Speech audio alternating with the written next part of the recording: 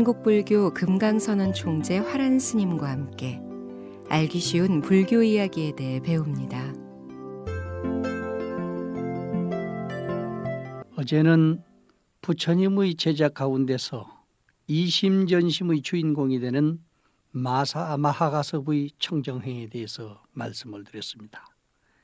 일생 동안 부처님께서 나이가 드셔서 걸음을 잘 걸지 못할 정도에 됐을 때 가섭이여, 나이 들면은 비단 옷도 좀 입고 먹는 것도 좀 좋은 것 먹고 너무 많이 유행을 하지 말고 앉아서 편히 시봉을 두고 살아라, 이렇게 말씀하셨지만은 가섭존자는 저희들이 그런 행을 하면은 나중에 후래 사람들은 말 타고 비행기를 타고 다니면서 구경 다니는 사람이 될 염려가 있습니다.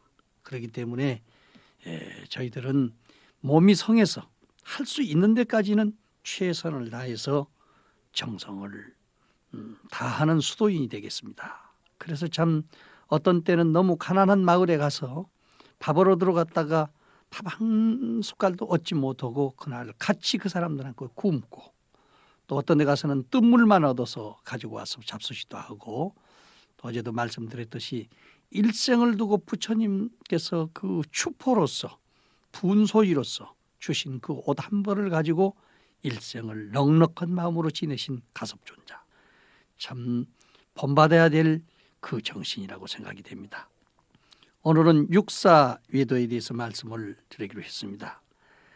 부처님께서 도를 깨치시고 베나레스에서 최초로 설법을 하신 뒤로 오비구와 야사의 가족들을 제도하시고 내란자야 강변에서는 삼가섭의 제자 1,000명을 제도하셨고, 또 왕사성에 이르러서는 빈비사라 왕과 그의 건속을 제도하신 뒤에 중림정사에 안거하게 되자 많은 지성인들이 찾아와 가지고 출가하였다는 말씀을 드렸습니다. 말하자면 사리불과 목골련 같은 지성인들이 출가하고, 사리불의 삼촌 디카나카가 출가하고, 삼가섭의 생질 우바사나와 같은 사람이 출가하고, 또 세기적인 불황아로 유명했던 사비야, 또 나라타, 마하가섭과 같은 그런 훌륭한 집안의 자손들이 다 출가를 해서 당시에서는 아주 유명한 교단과 학교를 이끌어가던 지도자들이 출가를 하자 전통적인 바라문이나 교회, 사상가들은 일대 충격을 받지 않을 수 없습니다. 이것은 언제 어느 곳에든지 한 번씩은 꼭 겪어야 하는 것입니다. 지금부터 300년경에 서양에서 소위 천주교, 예수교가 들어오자 얼마만큼 유교인들이 충격을 많이 받았습니까? 뿐만 아니라 불교도 마찬가지입니다. 이렇게 해서 그렇게 충격을 받고 걱정들을 많이 하면서 칭찬하는 사람이 있는가 하면은 부처님을 비방하는 사람도 상당수가 나타나게 됐습니다.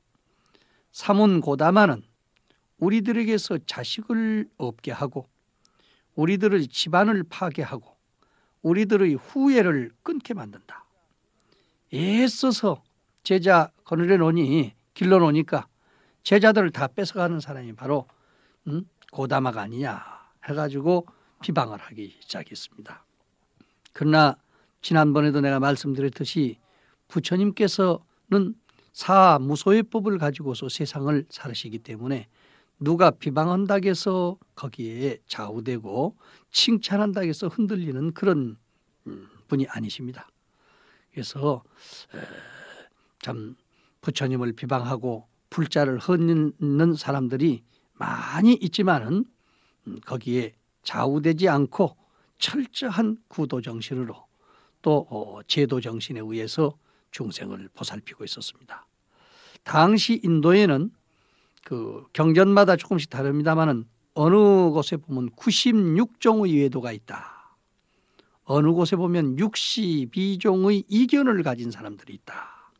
이렇게 이야기합니다만은 96종의 외도나 62종의 이견을 가진 사람이나 종합적으로 보면은 부처님 당시에 불교 이외의 다른 종교나 사상가들을 가진 가운데서 유명하신 분들을 6분을 꼽습니다. 그래서 6분의 스승이기 때문에 이걸 육사라고 부르고 불교하고 구분하기 위해서 이걸 외도다 이렇게 부릅니다. 외도라고 하는 말은 여러분도 잘 아시다시피 본래의 인간 자신을 잊어버리고 밖에서 모든 것을 찾고 돌아다니는, 진리도 밖에서 찾고 또 모든 복도 다른 데서만 구하고 지혜도 다른 데서 찾고 돌아다니는 이런 사람을 외도라고 부릅니다. 그래서 인도에 있어서 부처님 당시 인도에 있어서 가장 큰 세력을 가지고 있었던 이 육사에도 6명의 종교 철학자들입니다. 그럼 그런 분들이 주장하는 것이 또 무엇이냐? 첫째는요, 선악행위와 인과응보를 부정하는 불안나 가섭이라고 하시는 분이 있습니다. 이 불안나 가섭은 이 세상 모든 것은 전생에 지은 인과하고는 전혀 관계가 없다. 모든 것은 우연히 생기는 것이다. 그러니까 사람도 우연히 만나고 일도 우연히 생기고 이렇게 하는 것이기 때문에 뭐 전생 것은 믿을 것도 없어. 현재 우연히 이루어지는 일에 대해서만 충실하면 된다. 이렇게 주장을 합니다. 그렇게 하다 보니까 우연 일변도기 때문에 다음 미래의 인과를 생각하지 않습니다. 여기에 모순이 많이 생기게 됐었지요. 그래서 말하자면 모든 일을 막치기로 해버리는, 되는 대로 해버리는 이런 생활이 됐습니다. 둘째는 운명론을 주장하는 사람들이에요. 이런 사람들은 매사를 전생에다가 모두 비춰가 가지고 또 우리 인간으로서는 어쩔 수 없다. 금목 수학 토 오행에 의해서 이루어졌기 때문에 음양 오행에다가 모두 바쳐야 된다. 사람은 기운에 의해서 살고 있기 때문에 기운이 있는 데까지만 기운을 중심으로 해서 살아야 된다. 그래서 어쨌든 기운을 길러야 된다. 이렇게 해서 양기를 돋구고 음기를 돋구고 이렇게 하면서 또 그 기운이 좋아지면은 좋은 대로, 기운 좋은 대로 한테 어울려 가지고 세속의 욕락만 즐기고 살기 때문에 이것을 삼형외도라고 부릅니다. 좀 안 된 말이지만은 요즘 말 같은 프리섹스와 마찬가지로 기운이 있는 사람은 한테 어울려서 네 마누라 내 마누라 뭐 네 여자 내 여자가 없습니다. 이렇게 해서 막 지내는 그런 사람들인데 이 무리가 바로 말가리 구사리자라고 하는 사람들이 중심이 돼가지고 그런 운명론을 가지고 기운을 길러자. 뭐든지 먹고 기운만 나면은 되는 대로 살자. 이런 주장입니다. 그러니까 선악행위를 무시를 하면서 인과응보를 부정하면서 사는 불안나가서. 둘째는 기운에 의해서 모든 것이 이루어지기 때문에 기운만 있으면 되고 기운 없으면 떨어진다. 죽는다. 이렇게 해서 기운이 있을 때 좀 되는 대로 살자. 이렇게 하는 삼형에도 말가리 구사리자.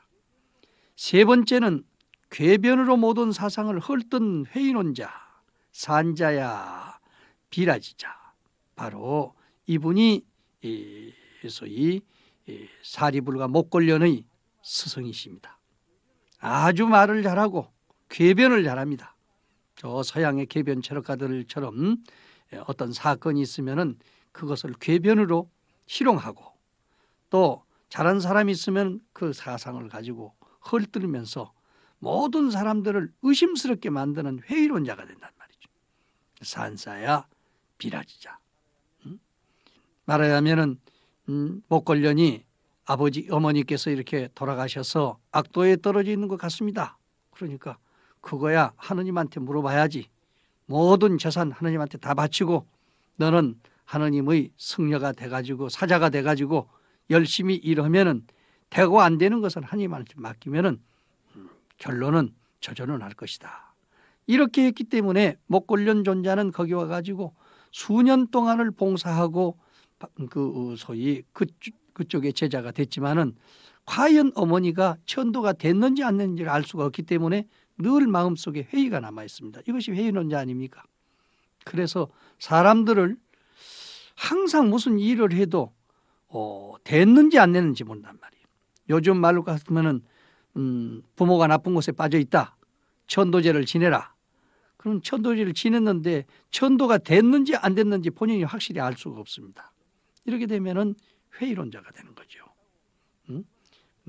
됐다고 믿으면 된 것 같이 느껴지고 안 된 것 같다고 하면은 안 된 것 같습니다. 여러분들이 부모 천도를 하고 형제 천도를 했는데 다른 데 가서 그 소위 점을 쳐보세요. 귀신 점을 치는 사람은 뚜렷하게 나타나는지 모르지만은 책으로 점을 치는 사람은 100번 천도제를 지내고 물더라도 언제든지 천도가 안 된 것으로 나옵니다. 왜? 책 속에는 언제나 그와 같은 논리가 남아있기 때문에. 그렇기 때문에 이것은 그것만 가지고 믿을 수가 없게 된단 말이죠. 이렇게 궤변으로서 모든 사상을 헐뜯는 회론자, 산자야, 비랄자 이런 분이 있고, 넷째 번에는 유물론으로 쾌락설을 주장하는 아기다시 다흠바라, 아기다시 다흠바라라고 하는 사람인데, 이분은요 사람이 뭐 별것이냐, 지수화풍 4대가 한테 올려서 만들어진 것이기 때문에 잘못해서 사람을 칼로 쳐서 죽인다 하더라도 내가 사람 죽인 거 아니요, 지수화풍 4대를 칼로 딱 쪼갰을 뿐이다, 이런 식으로 하고 이 몸이 좋아하는 대로 되는 대로 살도록 하자. 그래서 쾌락설을 주장했어요. 그런데 가장 이 유물론의 쾌락설을 주장한 사람 때문에 인도의 젊은 사람들이 빨리 몸이 망가져가지고 젊어서부터 그냥 타락하고 병이 들고, 또 그런 그 젊은 사람들이 갑자기 죽는 것을 이렇게 보고 이제 출가하는 사람들이 더 많게 됐습니다. 요즘 자동차가 좋다고 하지만은 크리스마스 날 그 대학생, 여학생이 술 마시고 그냥 밤새도록 춤추고 놀다가 오다가 사람을 둘이씩이나 갈아서 죽이고, 그 쾌락설에 빠져가지고 그 소위 잘못하면은 그런 그 향락주의에 빠져서 세상을 못쓰게 만드는 그런 수가 있단 말이죠. 그럼 또 이제 그런 광경을 본 옆에 사람들을 볼 때 젊은 사람이 저렇게 죽었다, 안타깝지만은 인생은 정말 무상하구나, 먹어봤자 소용없고 또 입어봤자 뭐 소용 있느냐 해가지고 토피심을 일으키는 사람도 있고, 반대로 그것을 긍정적으로 받아들여서 하루라도 쾌락이나 하다 죽고 말면 그만이지, 이런 식으로 생각하는 사람도 있게 됩니다. 이것이 바로 아기다시 다흠바라가 주장했던 겁니다. 다섯째 번에는요, 유물론적인 사고방식을 가진 것은 똑같은데 가라구타 가절련이라고 하는 사람은 이제 유물론적인 사고방식을 가졌지만은 물질은 모두 같이 이렇게 조화를 이루어야만 몸이 건강해지기 때문에 조화론을 주로 펴니다. 어쨌든 그러면 우리 불교의 인연론하고 조금 비슷하기는 하지만은 물질만 중심으로 해서 조화론을 폈던 사람입니다. 그러니까 4대가 조화를 이루지 못하면 병이 생긴다. 조화를 이루려면은 잘 그 뼈대가 좋아하는 음식물, 또 살결이 좋아하는 음식물, 또 호흡 잘 할 수 있는 음식물, 이런 것들을 조화롭게 잘 먹어주면 된다. 그래서 유물 중심으로 설명을 합니다. 그러나 이제 불교는 좀 다르지요. 조금 덜 먹고 덜 입고 살더라도 잘 마음을 굳게 건전하게 가지면은 잘 먹은 사람보다도 더 건강하게 될 수가 있다. 또 이왕에 잘 먹고 잘 입고 한 그 몸뚱아리를 가지고 더 좋은 일을 하고 살아야 되지 않겠느냐, 이런 식으로 생각하는 것이기 때문에 지금 아기다시 다흠바라가 주장했던, 또는 가라구타 가절련이 주장했던 그런 유물론적인 사고방식이 불교의 육체적인 구성론에 있어서는 전혀 없는 것은 아니지만은 생활 방식 자체는 아주 다릅니다. 여섯째 번에는 철저한 무소유 출가 수행을 주장하는 킹나교, 말하자면 니건타 야대자입니다. 이것은 지금까지도 인도에 살아 있습니다. 철저한 무소유자, 말하자면 몸에다가 실오래기 하나도 걸치지 않습니다. 지금도 많은 그런 승려들이 있기 때문에 일생을 두고 빈 몸으로 살고 있습니다. 그러나 그 신자들도 상당히 많아서 이분들이 어디 거동하게 되면요, 밑에 몇백 명씩 따라다니는 그런 사람들이 있습니다. 그 사람들은 일체의 돈이라든지 명예라든지 사랑이라든지 아주 철저하게 무소유를 주장하고 살기 때문에 그분들의 그 무소유 정신이 대단히 국민들에게 큰 영향력을 미쳐주고 있고, 또 그분들의 신도들은 농사를 짓지 않고 주로 장사를 많이 합니다. 그래서 그 장사하는 사람들이 부유자가 많아짐으로 인해서 보호를 또 그런 분들을 잘 하기 때문에 니건자야 야대자는 그대로 지금까지도 지속이 되고 있습니다. 모두 이들은 300 내지 5, 600명씩의 제자들을 거느리고 당시 사회를 이끌어가던 주인공들이었습니다. 부처님의 수행에 감화된 그 제자들이 불교로 개정하다 일제히 들고 일어나 가지고 비방하기 시작했어요. 그러나 부처님은 제자들에게 일렀습니다. 모두 그들은 참된 믿음을 끊는 담불신이다. 전부 저런 사람들은 자기가 부처인 것을, 자기가 훌륭한 성장인 것을 철저하게 믿음을 끊는 그런 사람들이다. 나는 내 제자들을 만들고 울타리를 형성하기 위해서 출가 제자를 만드는 것이 아니다. 오직 법다운 행을 가르쳐가지고 사람 되는 방법을 이룰 뿐이니 얼마 가지 않아서 이러한 비방은 가시게 될 것이다. 이렇게 부처님께서 말씀하셨어요. 과연 이 같은 비방은 7일로부터 49일이 넘어서지를 아니해서 그쳤습니다. 그 출가 제자들이 스스로 그 가족과 사회를 항복받고 그 행을 모범되게 하였기 때문입니다. 만일 출가한 제자들이 모범적으로 행위 못했다면 비방은 더 갔을 겁니다. 이로 인해서 한때 혼란에 빠졌던 마가다국이 마침내는 사상 통일을 이루게 됐고 국민들은 더욱 자신감을 가지고 인생의 삶을 복되게 할 수 있었습니다. 서로 자기 것이 옳다고만 주장하니까 국민들 사상이 흩어져 있었는데 이제 부처님은 바른 생활, 바른 견해에 있어서 인생을 바르게 살아가도록 깨우침을 주셨기 때문에 그 바름이라고 하는 일심의 정신에 의해서 모든 국민들이 정신통일을 함으로 인해서 마가다국은 더욱 복된 생활을 할 수 있었다, 이런 이야기입니다. 다음은 최초 법회의 설법의식에 대해서 말씀드리겠습니다.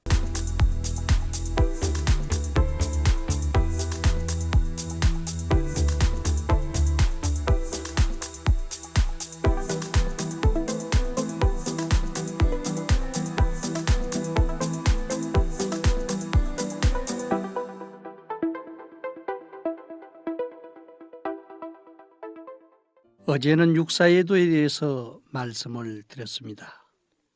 그런데 한 가지 대단히 중요한 것은 이렇게 많은 육사예도의 제자들이 불교에 기여를 했지만은 부처님께서는 그들의 행위가 옳다 그르다 하는 시비를 전혀 하시지 않았다고 하는 사실입니다. 그러나 우리가 그 시대 사람들의 교리를 어느 정도 인식하는 데는 반드시 육사예도 정도는 꼭 알아야 되지 않겠느냐. 그래서 어제 말씀드렸는데 다시 한번 6부의 주의 사상과 이름을 일러드리겠습니다.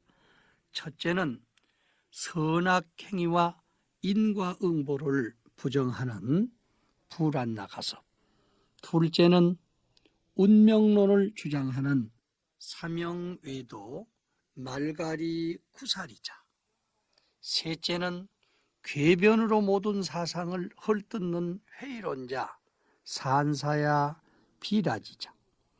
넷째는 유물론으로 쾌락설을 주장하는 아기다시 다흠바라. 다섯째는 유물론적인 사고방식을 가지고 있는 가라구타 가절론.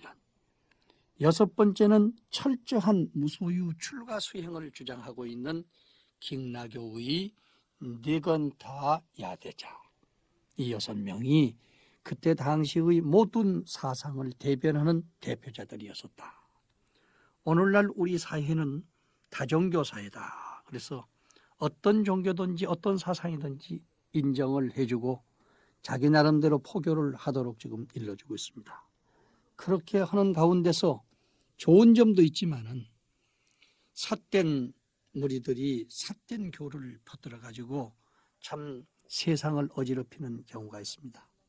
사실 나라가 잘 되려면요, 갖가지 사상이 다 있더라도 왜 그런 사상이 그렇게 퍼뜨려지고 있게 되며 그것은 과연 무엇을 의미하느냐 하는 것을 확실하게 모든 국민들이 깨우쳐서 그러한 소위 사상과 종교와 이런 것에 현혹되지 않도록 사상적인 무장이 되어야 됩니다. 그런데 오늘날 우리 한국이 이렇게 혼란하게 된 것은 사상 자체가 혼란해서 정리가 안 되고 있는 상태입니다. 무조건 하고 좋다고만 따라가는 그런 시기이기 때문에 비판도 없고 또 시비곡적을 따를 염려도 없고 그저 부자만 되고 돈만 많이 벌고 잘 된다고만 하면은 아무거나도 그냥 따라가는 그런 식으로 하기 때문에 문제가 되지 않는가 이렇게 생각하면 됩니다. 남북 통일이 된다 하더라도 사상적인 자세가 확립되지 않는다면은 통일돼도 역시 혼란은 오게 됩니다. 먼저 우리는 다종교 사회에 살고 있는 우리들의 사고 방식부터 과연 다종 속에서 정견에 의한 생활을 하고 있는가를 돌이켜볼 필요가 있습니다. 우리 불자들도 마찬가지입니다. 그렇기 때문에 특히 강조드려서 이 육사 외도에 대한 말씀을 드린 것입니다. 오늘은 최초의 우리 불교 법회, 가정법회에 대해서는 말씀을 드렸습니다마는 단체적인 법회가 처음 이루어진 것에 대해서는 오늘 처음 말씀드리는 것입니다. 마가다국 빈비사라 왕께서 바리바사카 보행해도라고 그럽니다. 보행해도라고 하는 것은 너를 보자 행하를 자. 뭐든지 누가 좋다고만 하면 다 그대로 실천해서 옮기는 그런 외도입니다. 그래서 보행해도라고 하는데 그 보행해도 사람들이요 매달 5일마다 모여가지고 그러니까 초닷새 날, 보름날, 25날 이렇게 5일마다 모여가지고 법회를 하는 것을 보고 부처님께 권했어요. 부처님, 우리도 보행해도와 같이 법회를 하면은 모르는 사람은 알게 되고 아는 사람은 더욱 깊은 신앙을 가질 수 있지 않겠습니까? 저도 함께 나와서 듣겠으니 법회를 좀 갖도록 해 주십시오. 이렇게 나라의 임금님 부처님한테 건의를 함으로 인해서 부처님께서는 비구들을 모아놓고 법회를 볼 수 있도록 선언을 했습니다. 그랬더니 이제 제자들이 물었어요. 그러면 법회를 하는데 어떤 법을 설하고 어떤 법을 설하지 말아야 되겠습니까? 이렇게 물었는데 부처님께서 그동안에 법문을 했던 것을 종합적으로 해서 삼보의 공덕을 찬탄하고 개정의 삼학을 칭찬하고 또 무욕과 투타의 행, 성냄이 없는 생활과 진짜 사랑하는 그런 행, 어리석음이 없는 지혜로운 것을 찬탄하고 공양, 공경, 존중하는 것을 찬탄하는 것을 또한 찬탄하라. 착한 말, 착한 행동을 찬탄하고 듣고 깨닫고 아는 자를 찬탄하고 보시, 인욕, 정진을 찬탄하라. 비파사나를 찬탄하고 공무상, 무아를 찬탄하라. 이렇게 해서 몇 가지를 이제 일렀어요. 그러니까 이 내용을 본다면은 불교의 법문은 절대로 남을 비판하고 헐뜯는 그런 소리를 해서는 안 된다는 결론입니다. 말하자면 찬탄하는 이야기만 해도 세상이 시간이 없어서 다 못해.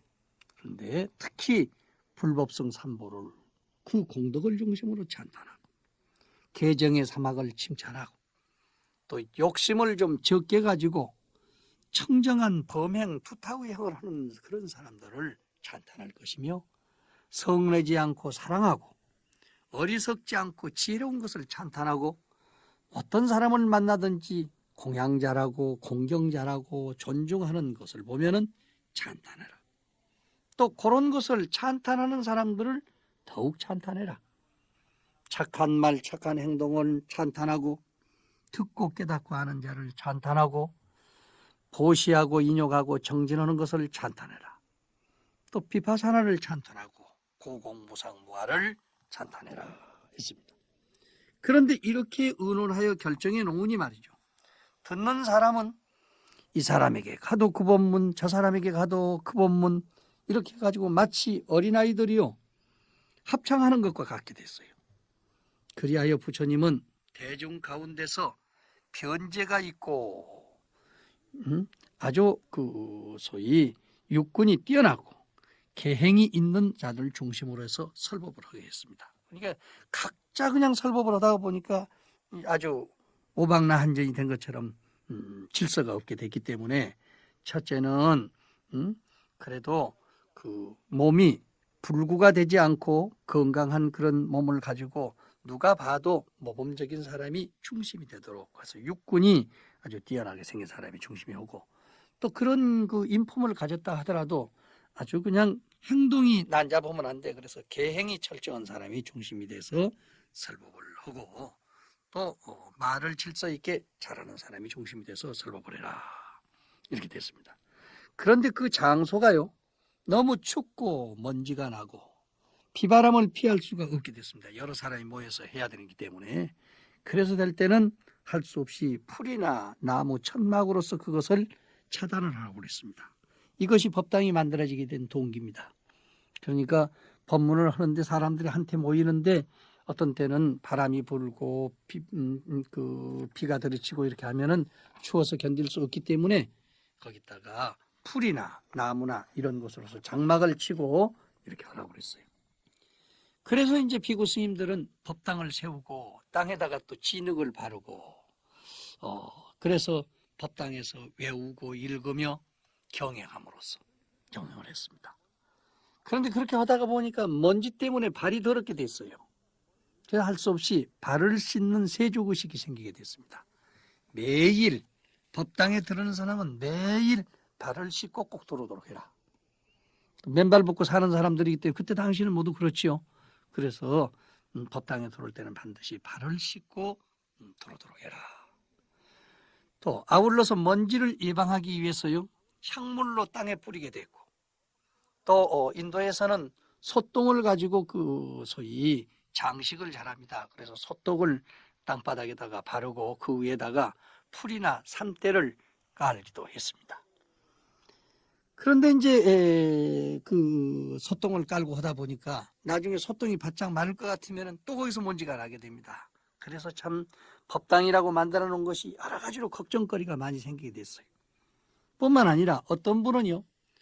한 가지 경전을 가지고 한 달씩 설하기도 합니다. 부처님께서 말씀하신 그 경전 몇 가지를 가지고 한 달 내내 전부 설명을 하기도 하고 어떤 분은 반 달씩 설명하기도 하고 이렇게 하다 보니까 너무 지루해가지고 견딜 수가 없어요. 그래서 할 수 없이 부처님께서 그렇게 하지 말고 요점만 따서 설법을 해라. 가령 보시하면은 보시에는 제물로 보시하는 것도 있고 또 정신적인 보시도 있고 또 두려움을 없애주는 무예시도 있고 이렇게 하게 되는 거니까 그런 것을 골자를 다 해가지고 정리를 해가지고 설법을 해주도록 해라. 또 그 소위 그렇게 골자를 따서 하는데도 같은 법당 안에서요. 앞쪽에서 법문을 하냐면 또 뒤쪽에서 앉아가지고 법문을 하는 이렇게 상하좌의 대중들이 이제 그냥 막직으로 법문을 하다 보니까 너무 시끄러워가지고 견딜 수가 없어요. 그래서 그 다음에는 차례로 나와서 설법을 하도록 해라. 한꺼번에 두 사람이 한 자리에서 설법을 하지 말고 차례로 나와서 설법을 하도록 해라. 어떤 이는 이야기식으로 하기도 하고 또 어떤 이는 노래식으로 하기도 하고 이렇게 해가지고 참 걱정거리가 많았습니다. 그래서 어떻게 법문을 해야 되느냐. 그러나 이제 이야기를 좋아하는 사람들 앞에서는 이야기식으로 하고 노래를 총명해서 노래를 잘 기억하는 사람은 노래식으로 해라. 이렇게 됐어요. 또 법사가 없을 때는 어쩔 수가 없어요. 다른 데서 모셔와야 됩니다. 그래서 다른 곳에 계신 법사를 모셔다가 하기도 했습니다. 그런데 한 장소에서 두 분의 법사가 한꺼번에 하게 될 때 하다 보니까요. 너무 시끄럽고 사람들이 우왕좌왕합니다. 이 사람은 무엇 하는가 좀 들어볼까? 또 저 사람은 뭐라고 하는가 좀 들어볼까? 한쪽이 시원찮으면 한쪽 그냥 놔두고 다 그냥 떠난단 말이죠. 그래서 나중에는 단일법회로서 통일을 하라 이렇게 얘기했습니다. 또 법문을 들은 신도들은요. 환희심이 나가지고 나중에는 향도 갖다 바치고 꽃도 바치고 옷도 갖다 드리고 약들도 이제 보시를 하고 이렇게 분수 따라서 하도록 하니까 원래는 그 칠가식만 하고 다른 것을 받지 말게 돼 있는데 이런 바치는 사람들이 많아지기 때문에 어쩔 수 없이 욕심은 내지 말고 적당히 받아서 수용하도록 해라. 이런 말씀이 이루어지게 되지요. 그러나 결과적으로서는 또 그런 광경을 보고 아유 나도 좀 꽃 받는 사람이 돼야 되겠다. 옷도 받고 약을 받아서 쓸 수 있는 사람이 돼야 되겠다. 해가지고 나중에는 그런 것에 대한 동경심이 생기게 되는 문제가 되겠었고, 또 소위 그 법문을 잘해가지고 늘 받는 사람도 나중에는 이제 법문하는 것은 둘째치고 이번에는 법문했는데 누가 못 안 주는가 이런 생각을 또 하는 사람들이 있게 됐어요. 그래서 이제 계율이 여러 가지로 많아지게 됩니다. 단지 법문은 세상의 음악에 붙여서 하는 것을 주의를 시켰습니다.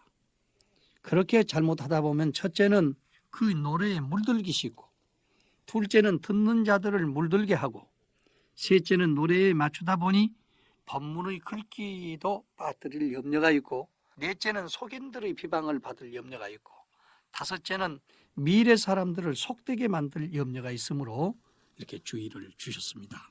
그러나 다른 이야기식 법문보다는요, 노래식 법문으로 하는 것이 훨씬 좋아서 많은 사람들이 합창을 하게 됐어요. 그것이 법구경 같은 것이 나중에 꾸며지게 된 뒤에 아주 그 생명력을 가지고 오래 가게 됩니다. 우리나라에도 지금 이렇게 여러 가지 가사에다 붙여서 노래를 하시는 분이 계신데, 사실은 일반 찬불가보다도 효과는 덜합니다. 그러나 이것이 장차 오래 가게 되면 그 본래의 노래에 물이 들기 쉽고, 둘째는 듣는 자들을 또 물들게 할 염려가 있고, 셋째 번에는 노래에 맞추다 보니까 법문의 글귀를 빠뜨려 버리고 그 노래만 중심으로 하게 되는 수가 있으니 이걸 조심하라. 넷째 번에는 속인들의 비방을 받을 염려가 있으니 이왕이면 그 노래도 건전 노래를 중심으로 해서 여기다 붙이는 것이 좋지 않겠느냐. 다섯째는 미래 사람들을 속되게 만들 염려가 있으니까 조심해라. 우리가 이제 재래식 노래에다가 붙여서 할 때는 요 5가지를 한번 주의를 해가면서 어떻게 하면 이런 것에 물이 들지 않고 건전하게 우리 불교의 노래를 불러서 그걸로 법문을 할 수 있을 것인가 하는 것을 생각을 해봐야 됩니다. 저희들도 이제 이게 법회를 많이 다니다 보면 별별 분들이 많이 계신데, 내가 옛날 김천에 가서 법회를 하러 갔는데 하여간 큰 스님들이 한 20분 오셨어요.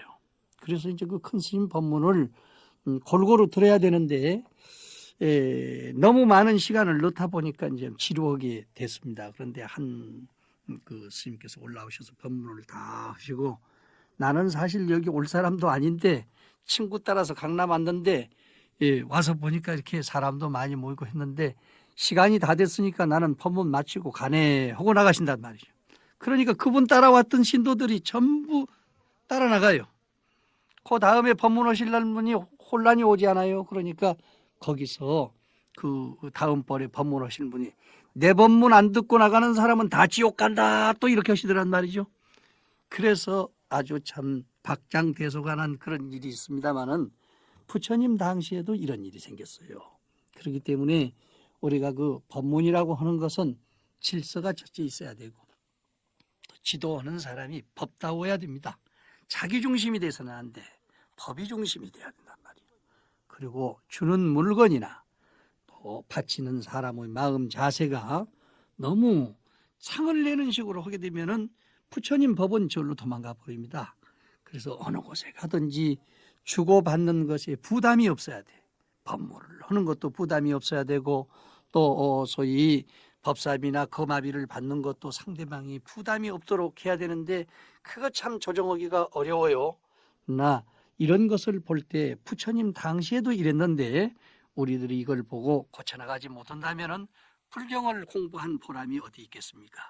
그렇기 때문에 우리는 첫째는 상이 없는 가운데서 오직 중생의 마음을 깨쳐주는 것을 중심으로 하고, 즐거운 가운데서 법회를 볼 수 있고 질서를 다질 수 있도록 노력을 해야 되겠습니다. 내일은 스승과 제자의 위기에 대해서 말씀드리도록 하겠습니다.